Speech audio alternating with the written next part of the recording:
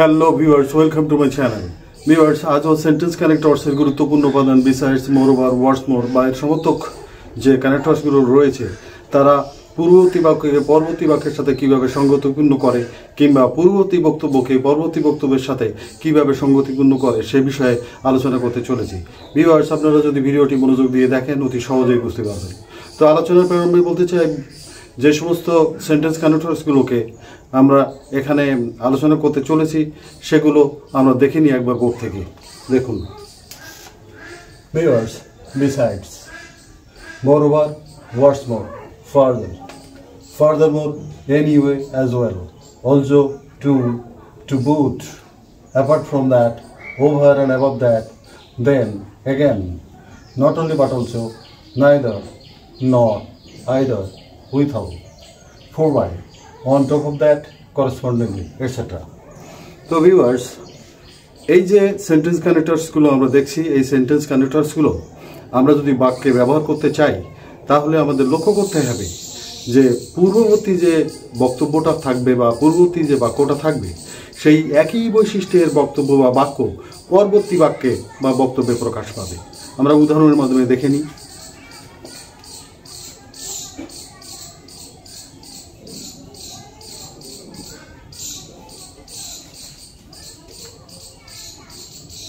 The student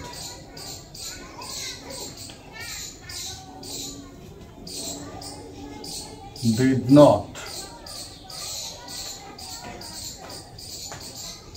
prepare his lessons.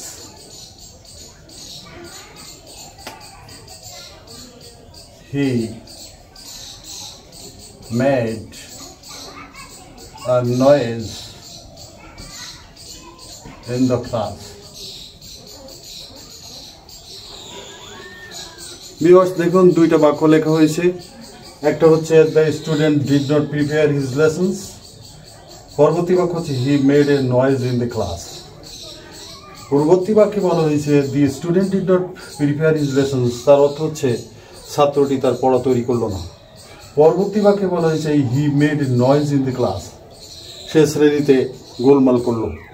তো viewers, besides, ফার্দারমোর বা এর সমার্থক যে কানেক্টরসগুলো রয়েছে এগুলোকে ব্যবহার করতে হলে আমাদের খেয়াল করতে হবে যে পূর্ববর্তী বাক্যে যে বৈশিষ্ট্যের অর্থ প্রকাশ করেছে পরবর্তী বাক্যেও সেই বৈশিষ্ট্যের অর্থ প্রকাশ করবে। তো ভিউয়ার্স, এখানে দেখুন the student did not prepare his lessons, এখানে সে তার পড়াশুনো করেনি, অর্থাৎ ছাত্রটি তার পড়াশুনো করেনি, সেটা তার একটা অন্যায়। পরবর্তী বাক্যে he made a noise in the class, সে শ্রেণীতে গোলমাল করলো, এটাও তার একটা অন্যায়। সুতরাং বৈশিষ্ট্য দুটো একই। তাহলে পরবর্তী বাক্যে আমাদের অবশ্যই এই যে সেন্টেন্স কানেক্টরসগুলোকে অর্থাৎ সেন্টেন্স কানেক্টরসগুলোর মধ্য হতে একটা সেন্টেন্স কানেক্টরস ব্যবহার করতে হবে, কেননা যে সেন্টেন্স কানেক্টরগুলো এখানে ব্যবহার করা হয়েছে মোটামুটি প্রত্যেকটির অর্থ প্রায় একই। তবে এই ক্ষেত্রে আমরা besides, moreover, what's more, further, furthermore, anyway, as well, also, to boot, apart from that, over and above that, again, then, on top of that, correspondingly, for we, without, আমরা ব্যবহার করতে পারি। তবে একটা জিনিস জেনে রাখা দরকার যে আমরা যখন সেন্টেন্স কানেক্টরস ব্যবহার করি তখন কিন্তু একটা স্বতন্ত্র বাক্যে ব্যবহার হয়, অর্থাৎ পৃথক একটা বাক্যে ব্যবহার হয়, এবং আমরা এইটা অবশ্যই পরবর্তী যে বাক্যটা ওই বাক্যটিতে ব্যবহার করব। আর একটা বিষয় মনে রাখবেন যে সেন্টেন্স কানেক্টরস ব্যবহার করলে আমরা একটা দিকে খেয়াল রাখবো যে বাক্যের প্রথমে কিংবা বাক্যের শেষে আমরা এই সেন্টেন্স কানেক্টরস ব্যবহার করতে পারি। তো ভিউয়ার্স, যেহেতু একই বৈশিষ্ট্যের বাক্য আমরা ব্যবহার করেছি তাহলে আমাদের প্রথম বাক্যের পরে যদি দ্বিতীয় বাক্যটিকে আমরা সংযুক্ত করতে চাই অর্থাৎ সঙ্গতি বিধান করতে চাই তাহলে আমরা ব্যবহার করতে পারি বিসাইডস,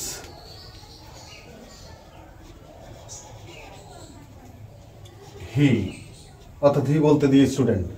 তাহলে এখানে বোঝা যাচ্ছে যে ছাত্রটি যে শুধুমাত্র যে তার পড়াশুনো করলো না তাই না, আরও কি করলো, besides he made a noise in the class, সে শ্রেণীতে গোলমাল করলো।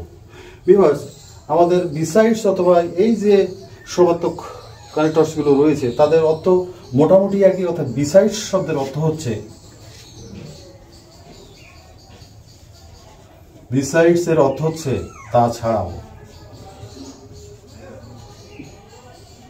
বা অধিকন্তু। তো ভিউয়ার্স, দেখুন পরবর্তী উদাহরণ।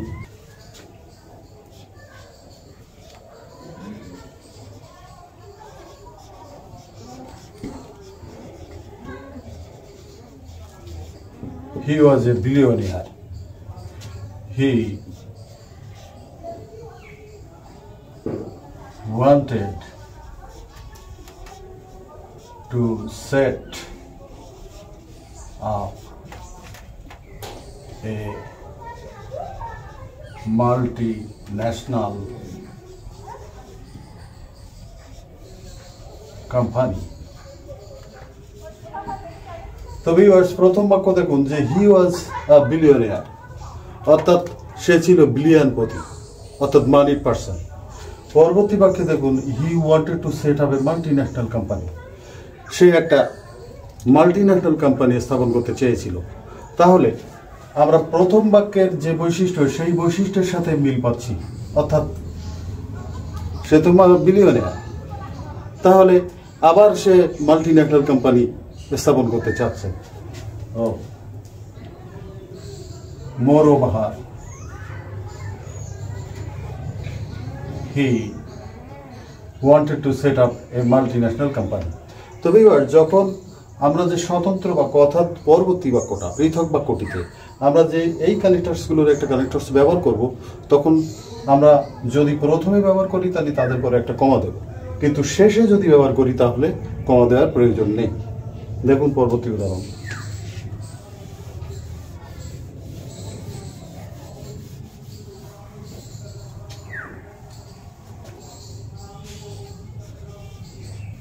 There is chicken.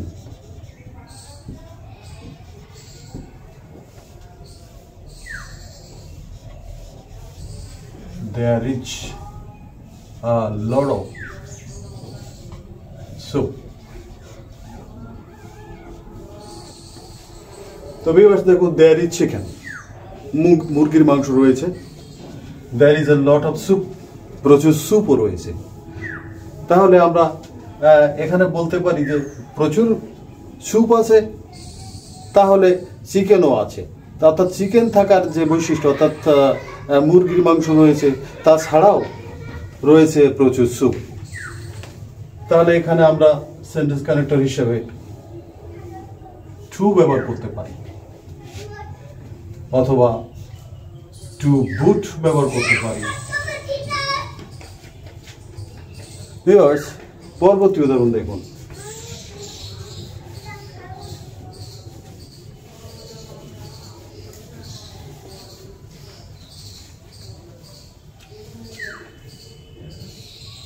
She must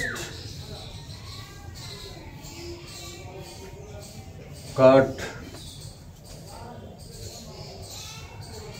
the fish and cook it. She is responsible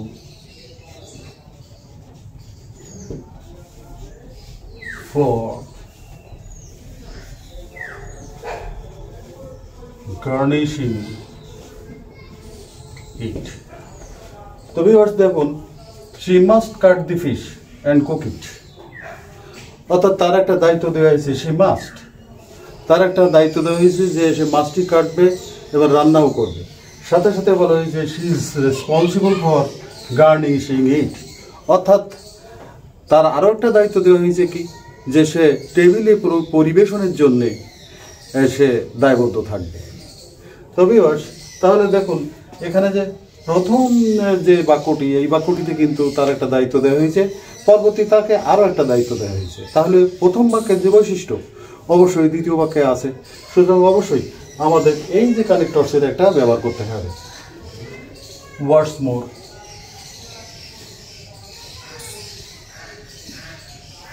comma.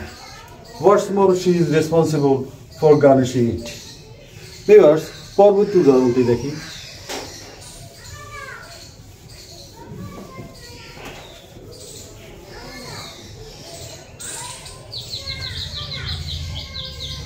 He cannot play cricket. He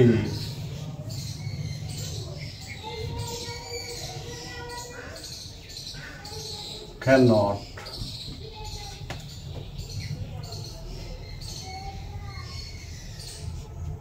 play rugby. তো ভিউয়ার্স, প্রথম বাক্যে দেখুন he can not play cricket, say cricket খেলতে পারে না। ক্রিকেট খেলতে পারে না তার অর্থ হচ্ছে তার অসমর্থ। পরবর্তী বাক্যে দেখুন he can not play rugby, এখানেও রাগবি খেলার তার অসমর্থ আছে। তাহলে আমাদের প্রথম বাক্যের যে বৈশিষ্ট্য যে ক্রিকেট খেলতে সে অসমর্থ, আবার একই বৈশিষ্ট্যে যে সে রাগবি খেলতেও অসমর্থ, তাহলে অবশ্যই আমাদের এই যে সেন্টেন্স কানেক্টরসগুলো ব্যবহার করা হয়েছে এদের একটা বলবে। তাহলে আমরা he can not play rugby এই বাক্যে আমরা ব্যবহার করতে পারি এনিওয়ে। এনিওয়ে, তো এনিওয়ে আমরা কিন্তু অবশ্য বাক্যের শেষেও ব্যবহার করতে পারি। দেখুন এভাবে লেখা যায়,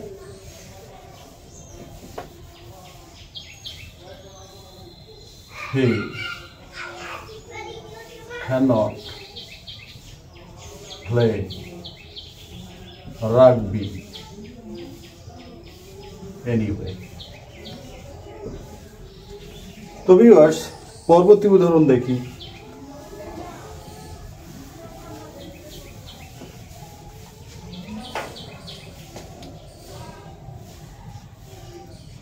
He did not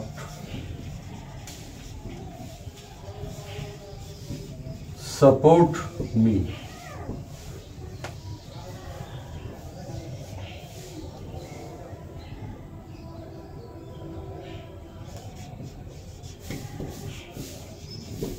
দেখুন, he did not support me, সে আমার পক্ষে থাকলো না, আমাকে সাপোর্ট করলো না। ডিড ইউ, তুমিও সাপোর্ট করলে না। অর্থাৎ প্রথম বাক্যে যে বৈশিষ্ট্য আবার পরবর্তী বাক্যেও প্রকাশ পেয়েছে। তাহলে একটা জিনিস আমরা এখানে বলতে চাই, দেখুন ভিউয়ার্স, ডিড নট সাপোর্ট, এখানে নেগেটিভ যেহেতু অর্থটা বোঝিয়েছে, পরবর্তী বাক্যেও আমরা নেগেটিভ অর্থ বোঝাবো, সেক্ষেত্রে আমরা নট এই যে কানেক্টরসটি ব্যবহার করব। নট যেহেতু পৃথক বাক্য,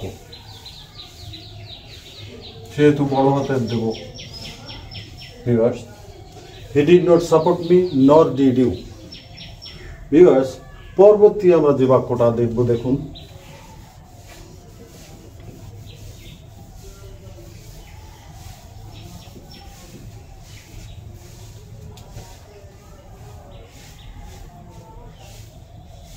he did not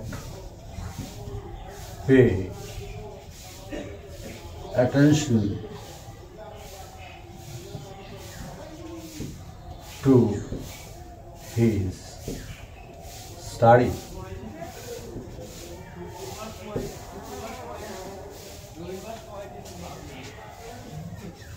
There is little chance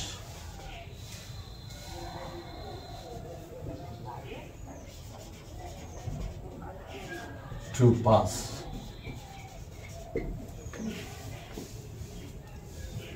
দেখুন viewers, he did not pay attention to his study, সে তার পড়াশোনায় মনোযোগ দেয়নি।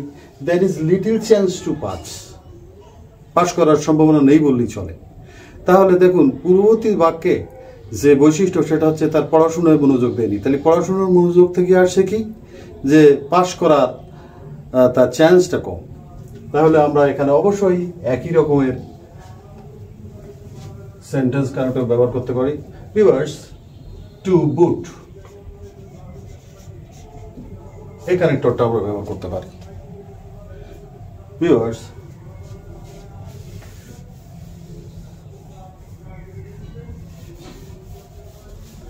সেন্টেন্স কানেক্টরস নিয়ে আলোচনার শেষ প্রান্তে একটা কথা বলতে চাই যে আমরা যে সেন্টেন্স কানেক্টরস ব্যবহার করি, সেন্টেন্স কানেক্টরসের বৈশিষ্ট্য একটা, সেই বৈশিষ্ট্য হচ্ছে সেন্টেন্স কানেক্টরস পৃথক বাক্যে বা স্বতন্ত্র বাক্যে ব্যবহার হয়।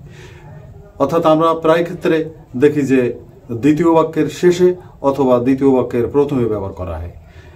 তবে একটা বিষয় মনে রাখবেন যে এই সেন্টেন্স কানেক্টর আবার অনেক সময় লিঙ্কার অর্থেও ব্যবহার করা যায়। অর্থাৎ লিঙ্কার কি? লিঙ্কারটা হচ্ছে যে সমস্ত কনজাংশনসগুলো রয়েছে, coordinating conjunction, subordinating conjunction, relative pronoun বা রিলেটিভ অ্যাডভার্ব বা কনজাংটিভ যে অ্যাডভার্বস, এগুলো সাধারণত লিঙ্কার অর্থে ব্যবহার করা যায়। তবে লিঙ্কারের একটা মূল বৈশিষ্ট্য হচ্ছে এরা দুইটা ক্লজের মাঝখানে বা দুইটা সেন্টেন্সের মাঝখানে বসে থাকে, আবার দুইটা শব্দ বা দুইটা ফ্রেজকেও সংযুক্ত করতে পারে। তাহলে এই যে সেন্টেন্স কানেক্টরসগুলো এখন আলোচনা করা হলো ভিউয়ার্স, এই সেন্টেন্স কানেক্টরসগুলো আবার লিঙ্কার অর্থে ব্যবহার করা হয়।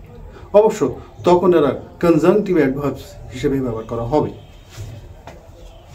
উদাহরণ দেখুন,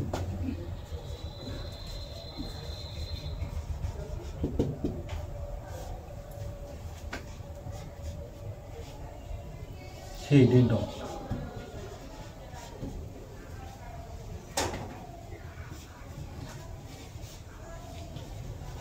Prepare his lessons.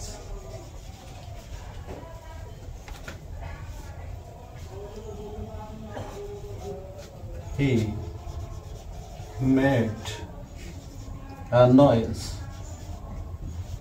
in the class. Viewers, তাহলে প্রথম বাক্যটিতে দেখুন যে একটা বৈশিষ্ট্য প্রকাশ পেয়েছে, সে তার পড়াশুনো করেনি। দ্বিতীয় বাক্যে he made a noise in the class, সে শ্রেণীতে গন্ডগোল করলো। তাহলে প্রথম বাক্যের একটা অন্যায়, আবার দ্বিতীয় বাক্যেও সেই অন্যায়। তাহলে এখানে আমরা মোর ওভার ব্যবহার করতে পারবো, মোর ওভার। তবে ভিউয়ার্স, যেহেতু বলা হয়েছে যে সেন্টেন্স কানেক্টরসকে আমরা লিঙ্কিং ওয়ার্ড বা লিঙ্কার অর্থে ব্যবহার করতে পারবো, সেই ক্ষেত্রে একটা যুক্তি হলো যে যে কনজাংটিভ অ্যাডভার্বকে এখানে ব্যবহার করা হয়েছে, অর্থাৎ যে সেন্টেন্স কানেক্টর হিসেবে আমরা মোর ওভার ব্যবহার করেছিলাম, ঠিক তার আগে সেমিকোলন ব্যবহার করব এবং পরে কমা ব্যবহার করব। ভিউয়ার্স, যদি আমরা এই সেন্টেন্স কানেক্টরসগুলো এমনভাবে ব্যবহার করি, যেহেতু স্বতন্ত্র বাক্যে ব্যবহার হয়, তাহলে স্বতন্ত্র বাক্য অর্থাৎ দ্বিতীয় বাক্যের প্রথমে ব্যবহার করে প্রথম বাক্যের শেষে সেমিকোলন, যেমনটি এখানে করা হয়েছে সেমিকোলন, এবং ঠিক তারপরে কমা, এই কমা ব্যবহার করে দিলেই লিঙ্কিং ওয়ার্ড হিসাবে কাজ করবে। তো ভিউয়ার্স, এই হচ্ছে আজকের ভিডিও নিয়ে আলোচনা। আশা করি আপনারা বুঝতে পেরেছেন। পরিশেষে বলতে হয়, আমার চ্যানেলটাকে সাবস্ক্রাইব করুন, লাইক দিন, বেল আইকন ক্লিক করে রাখুন। Thanks for watching.